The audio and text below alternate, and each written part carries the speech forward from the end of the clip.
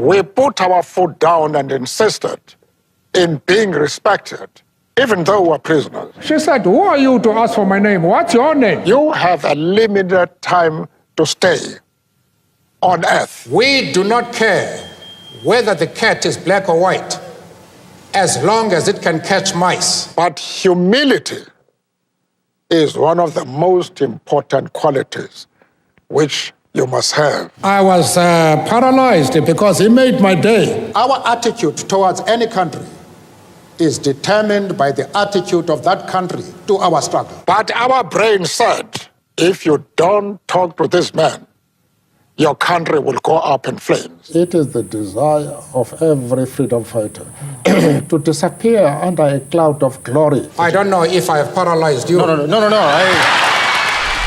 He was a South African anti-apartheid revolutionary, politician, and philanthropist. He served as president of South Africa from 1994 to 1999. In South Africa, he's often described as the father of the nation. He's Nelson Mandela, and here are his top 10 rules for success. How did you get the racist guards to treat you with respect? You're in prison, and you said, I will only respond to the name Mandela or Mr. Mandela. You must fight the battle for dignity on the very first day you go to jail. Really? And that's what we did.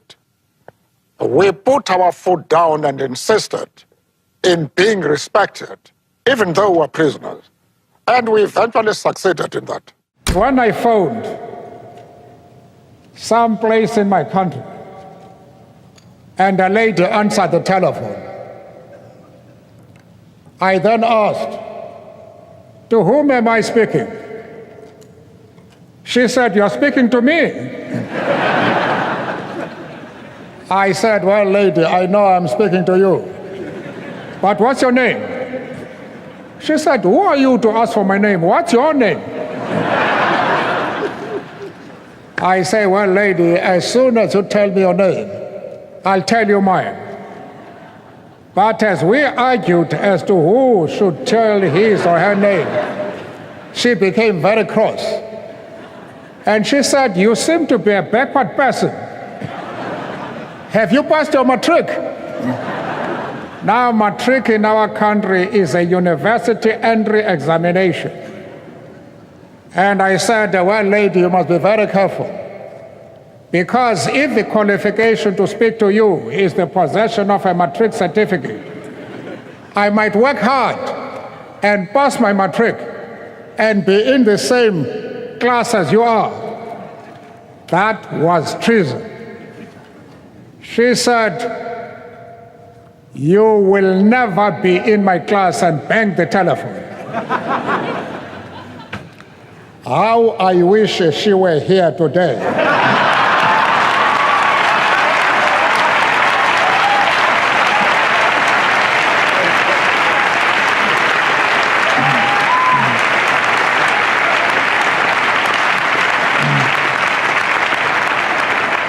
She would now discover that I have achieved more than pass my matric.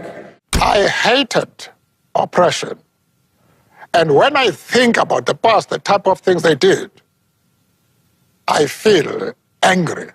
You have a limited time to stay on earth. You must try and use that period for the purpose of transforming your country into what you desire it to be. What can assure me as a human being and a concerned African American that the ANC will indeed have a fiscal solvent policy that will continue the use of the resources of South Africa in a meaningful way? Or should I put it more succinctly, will your economy be based on the Marxist system, socialism, or capitalism, or both? I knew that was the question you wanted to ask.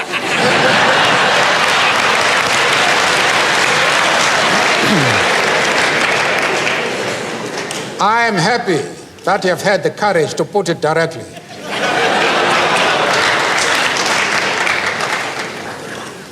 We are not concerned with models.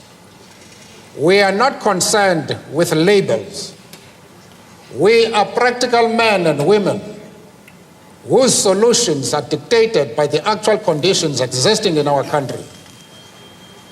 As somebody has said, we do not care whether the cat is black or white, as long as it can catch mice. The first thing is to be honest with yourself.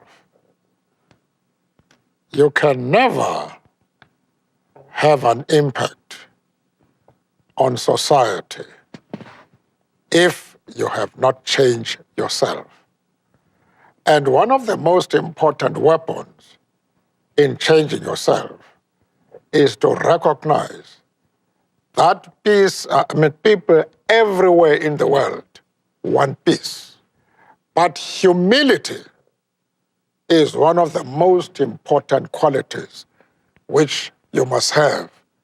Because if you are humble, if you make people realize that you are no threat to them, then people will embrace you. They will listen to you. Was Muhammad Ali a hero of yours? Well, naturally, as far as boxing is concerned, and what he has done, he was my hero, just like Ruben here. This is my hero. What did you say to him when he told you he loved you? Well, I was paralyzed because he made my day. And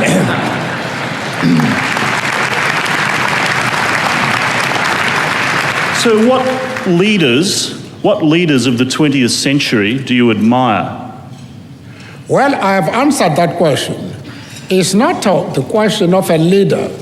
It's a question of a human being who does something to make an ordinary individual to feel I am a human being and I have a future and I can go to bed feeling strong and full of hope.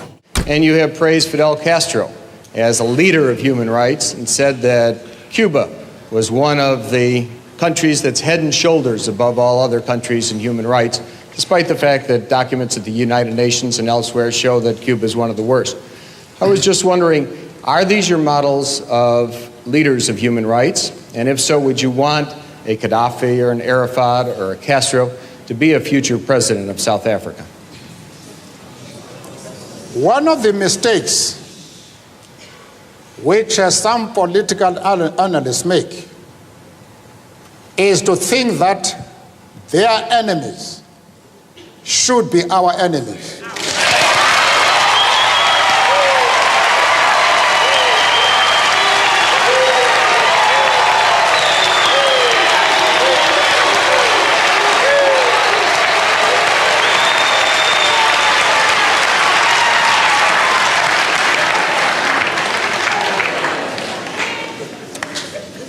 That we can and we will never do. We have our own struggle, which we are conducting. We are grateful to the world for supporting our struggle. But nevertheless, we are an independent organization with its own policy. And the attitude of every country towards, our attitude towards any country is determined by the attitude of that country to our struggle.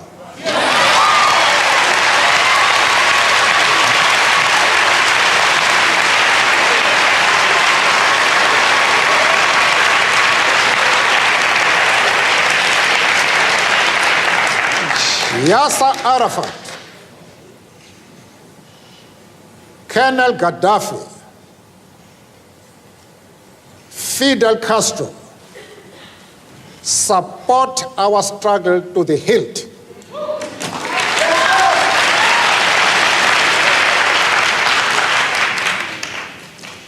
There is no reason whatsoever why we should have any hesitation about hailing their commitment to human rights as they are being demanded in South Africa.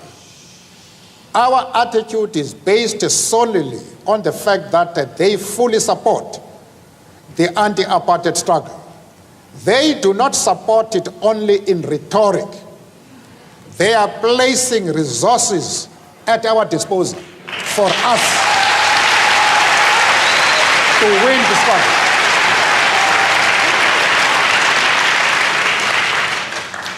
That is the position. You'd also said to me one evening, you said, we made the brain dominate the blood. Our emotion said, the white minority is an enemy. We must never talk to them. But our brain said, if you don't talk to this man, your country will go up in flames. And for many years to come, this country will be engulfed in rivers of blood. So we had to reconcile that conflict. And our talking to the enemy was the result of the domination of the brain over emotions. But then you were convicted in 1964 for conspiracy against the state. And when you pleaded, you said that I am willing to die for this cause. This is a very tough thing to say.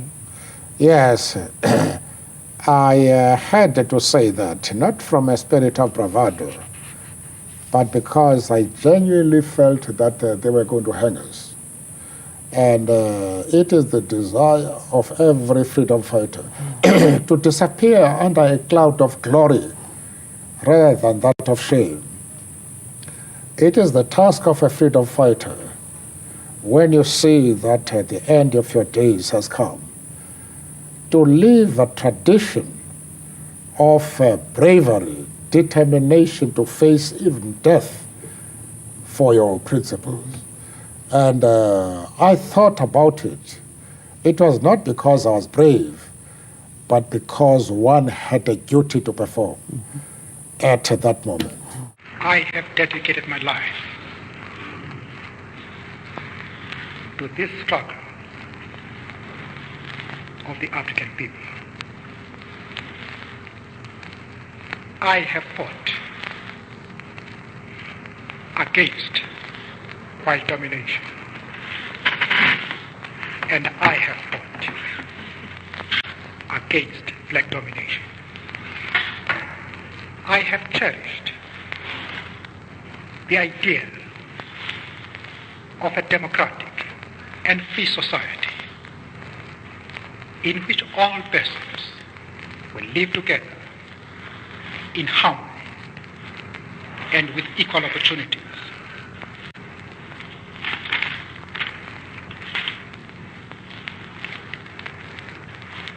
It is an idea for which I hope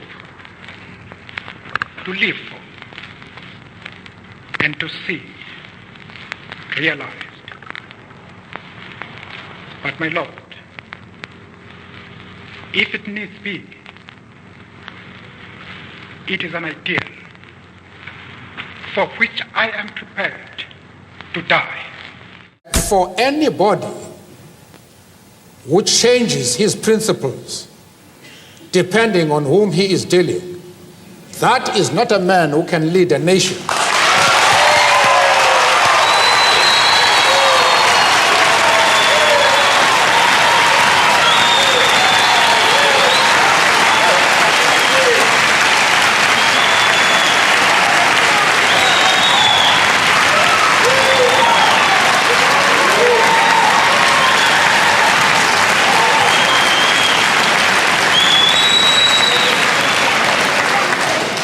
Apparently, Mr. Coppel, you have not listened to my argument. If you have done so, then you have not been serious in examining it. I have replied to one of our friends here that I have refused to be drawn into the differences that exist between various communities inside the USA. You have not commented that I am going to offend anybody by refusing to involve myself in the internal affairs of the USA, of the USA.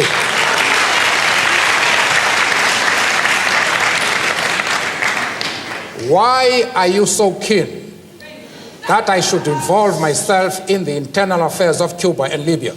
No. I expect you to be consistent.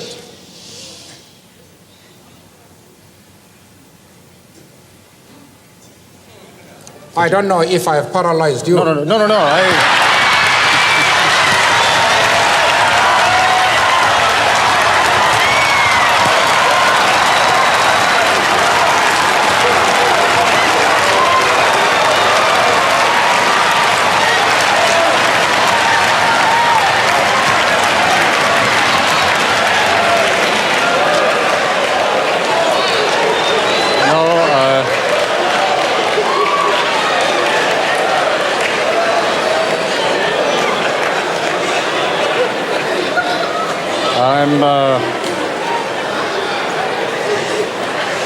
I'm afraid, Mr. Mandela, that paralysis does not set in quite that easily in my case. The point...